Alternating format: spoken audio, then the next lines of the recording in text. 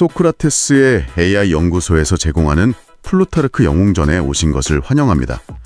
오늘날 현대의 각 분야에서 펼쳐지는 놀라운 지혜와 용기들, 이런 것들이 이미 플루타르크 영웅전에서 흘러넘쳤다는 것을 기억해 보세요. 여러분이 지금 듣고 계신 것은 바로 이 영웅전의 해설 부분입니다. 오늘은 서론으로 간략한 해설부터 시작해 보려고 합니다. 이 유명한 그리고 방대한 영웅전을 쓴 플루타르크. 이 사람은 어떤 인물이었을까요? 또 그의 글을 통해서 우리가 뭘 얻을 수 있을지 이 해설서를 가지고 한번 같이 파고 들어가 보죠. 우선 플루타르크, 이 사람부터 좀 살펴볼까요? 기원 후 한 45년에서 60년 사이라고 하죠. 그리스 카이로네아 출신. 네, 맞습니다. 그 시대가 이제 로마가 전성기를 누리던 때인데 그리스인으로서 아테네에서 철학 공부하고 또 로마 가서 강연도 하고 꽤 활동 반경이 넓었던 인물이죠. 그러네요. 단순히 그냥 학자로서만 산 건 아니군요. 그쵸. 그게 중요해요. 고향에 돌아와서는 읍장도 하고 델포이 신전 사제직도 맡고 공적인 삶에도 꽤 적극적이었어요. 읍장이요? 아니, 주변에서는 좀 저런 하찮은 일까지 직접 하냐고 웃기도 했다는데요. 네, 그런 일화가 있죠.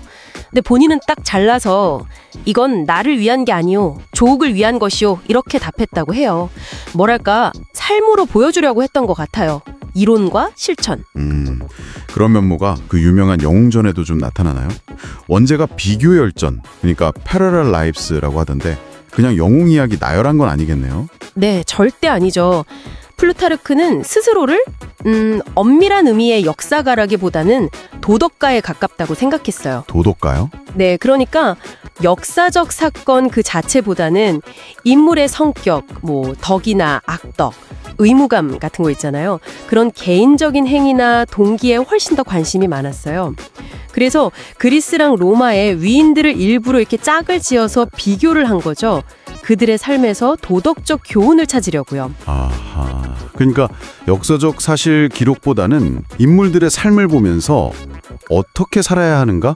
이걸 탐구하는 뭐랄까 일종의 윤리 수업 같은 느낌이네요. 맞습니다. 그런 면이 아주 강하죠.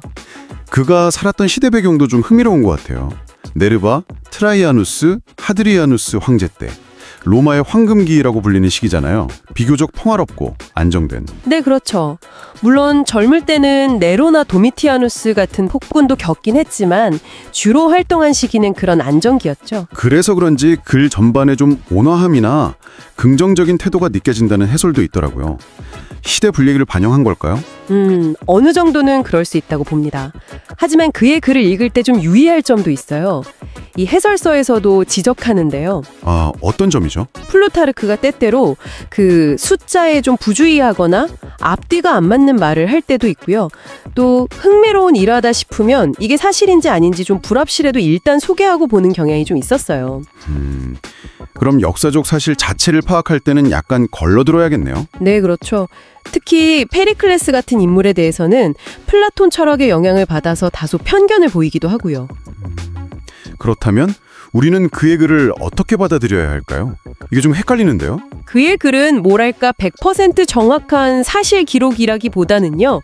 그 당시 사람들이 자신들의 영웅을 어떻게 기억하고 이해했는지, 또 어떤 도덕적 가치를 중요하게 여겼는지를 보여주는 아주 귀중한 자료로 봐야 합니다. 시대를 초월하는 인간 본성이나 리더가 겪는 도덕적 딜레마 같은 것에 대한 깊은 통찰을 주죠. 통찰이요? 네. 그리고 무엇보다도 글 속에 드러나는 플루타르크, 이 사람 자신의 매력이 커요. 온화하고 유쾌하고 사려 깊은 성품 같은 거요. 작가 본인의 매력. 네. 예를 들면 그 어린 딸을 잃고 슬퍼라는 아내 티목세나에게 보낸 편지가 있거든요. 거기서 영원불멸에 대한 믿음을 이야기하면서 위로하는데 정말 인간적인 면모가 느껴져요. 단순히 도덕만 외치는 사람이 아니라 삶의 아픔을 아는 사람이구나 싶죠. 듣고 보니 그러네요. 그 부정확성에도 불구하고 2000년 가까이 꾸준히 읽히는 이유가 바로 거기에 있을 수도 있겠어요. 그 인간적인 깊이. 바로 그겁니다. 진솔함이 큰 울림을 주는 거죠. 근데요, 여기서 한 가지 좀 생각해 볼 점이 떠오르는데요. 플루타르크가 이렇게 인물의 성품에 집중했잖아요. 네. 근데 역사를 움직이는 힘을 너무 개인의 도덕성이나 성격에서만 찾는 건 아닌가 하는 생각이 들어요. 혹시 더 큰 사회 구조나 시대적 흐름 같은 좀 거시적인 요인들을 놓치게 만들진 않을까? 이 해설서 마지막 부분에서도 약간 그런 질문을 던지는 것 같던데요. 아주 중요한 지적이십니다. 정말 중요한 포인트예요.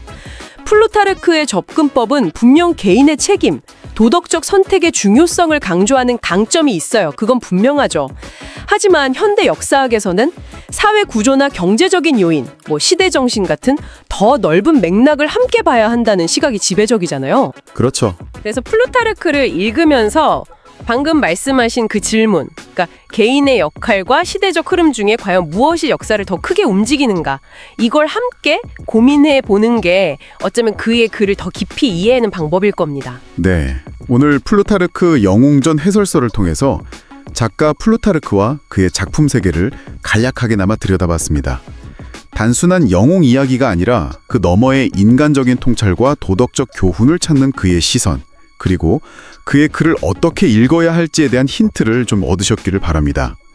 소크라테스 AI 연구소에서 제공하는 플루타르크 영웅전의 다음 이야기는 제1편 테세우스에 대한 것입니다. 다음 시간에 더 흥미로운 이야기로 찾아뵙겠습니다.